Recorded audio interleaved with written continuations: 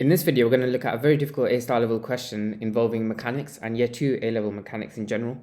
So it tells you there's two particles, A and B. A has a mass of 2m and particle B has a mass of m. So straight away we know that there's a force of weight acting downwards, vertically downwards that is, on both particle A and particle B. Weight is equal to the mass multiplied by g, so it's 2mg here and just mg here for particle B.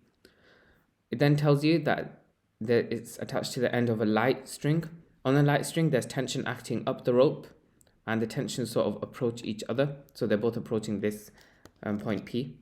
Let's call them both T because they're both equal in magnitude. It tells you that it passes over a smooth pulley, meaning there's no friction acting on the pulley. It tells you it's in equilibrium. That means that the resultant force is zero. That's going to be very important later on in the question. So I'm just going to make a little note of that.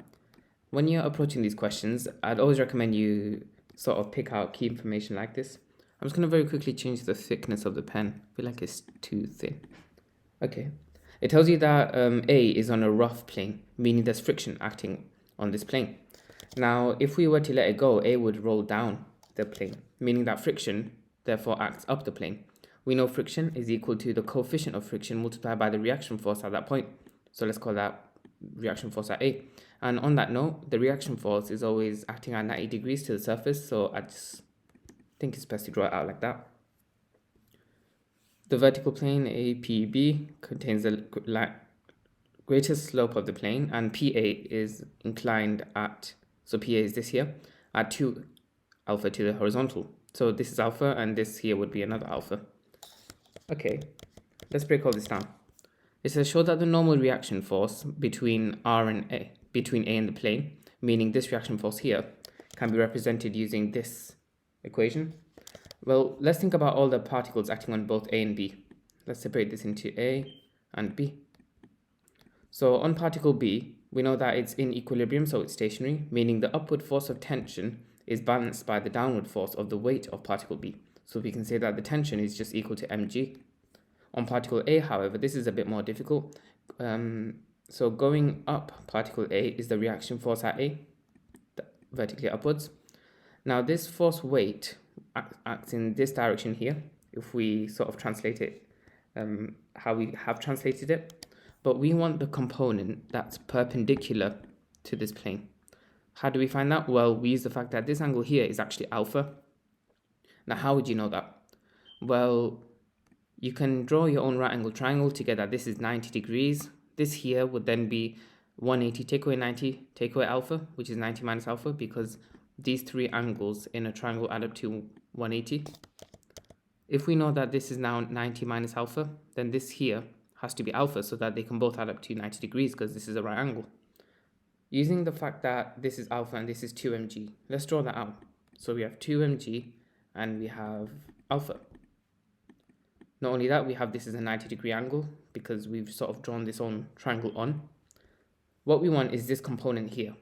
So the component touching the angle, like this one here, will always be 2mg cos alpha. The component not touching the angle, which is this component here, would be 2mg sin alpha. That's a little tip I'd give for you to use, just to save time in exams. That means that acting in this direction on particle A is 2mg cos alpha.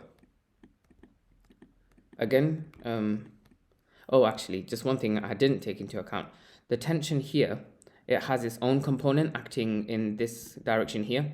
Once again, we use the fact that the component of the tension that's touching the angle, this component here is T cos alpha, in which case this upward component is T sin alpha, and that would act up at particle A, T sin alpha. So what we can say for particle A is that the sum of the upward forces, let's write this down, Ra plus T sin alpha is equal to the sum of the downward forces because, again, this whole system is in equilibrium. So that's equal to 2mg cos alpha. Also, from what we know about particle B, we know tension can be replaced with mg. So the reaction force at A plus mg sin alpha is all equal to 2mg cos alpha. From here, you can subtract mg sin alpha from both sides, and you get Ra is the reaction force at A is 2mg cos alpha, all take away mg sin alpha. From here, it's just simply factoring out mg from both terms, and then inside the bracket, you'll get 2 cos alpha minus sin alpha. And that's everything for this question. Let's now move on to part B. In part B, we want to show that the reaction force, this here, is greater than or equal to a half mg root 2.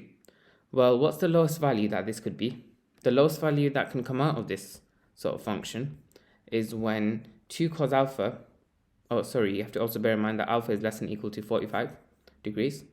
So it's when this here is at its maximum, and you're taking away the value of sine alpha that appears at its maximum. So 2 cos alpha at its maximum, well, if we draw the cos graph between 0 and 45 degrees, we see that it's a sort of downward curve. And so the maximum that 2 cos alpha could be is when alpha is equal to 0. And when alpha is equal to 0, cos of 0 is... Oh, actually, rather than doing that, because we know alpha is less than or equal to 45, what we can do is just substitute alpha equals 45 into this expression here. And that will give you the minimum value that this whole expression can be. And that simplifies things a lot in my opinion. So we have mg and then in brackets 2 cos 45 degrees, take away sine of 45 degrees. Make sure that your calculator is in degrees and not radians. And that will give you mg of, I'm just going to quickly do my calculator. This becomes root 2 minus root 2 over 2. And then that's just equal to a half root 2 itself. So it just becomes mg and then in brackets a half root 2. Essentially just a half mg root 2. So if that's the minimum value, then the reaction force will always be bigger than or equal to that. So you can say hence the reaction force is always greater than or equal to a half mg root 2. Pretty difficult question, but I hope it made sense to you guys, and I hope you can see how drawing out every force in the start of the question helps a lot. Labeling these sort of components, I've showed you a trick as well. Hopefully that helps. If you did enjoy the video, be sure to like it and subscribe. I'll post more content like this very soon.